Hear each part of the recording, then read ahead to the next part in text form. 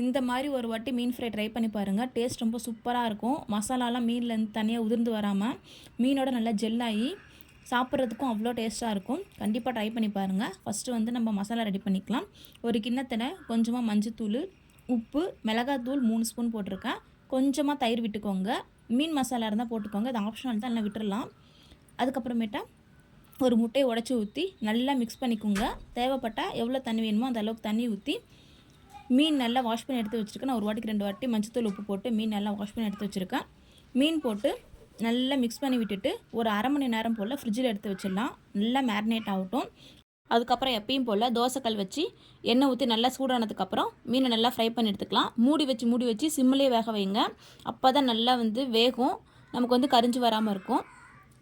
மீன் நல்லா மசாலோட மிக்ஸ் ஆகிருக்கு. டேஸ்ட் ரொம்ப சூப்பராக வந்துருந்தது. கண்டிப்பாக ட்ரை பண்ணி பாருங்கள். உங்களுக்கு இந்த வீடியோ பிடிச்சிருந்தா லைக் பண்ணுங்கள், சப்ஸ்கிரைப் பண்ணுங்கள். நெக்ஸ்ட் வீடியோவில் பார்க்கலாம். பாய்.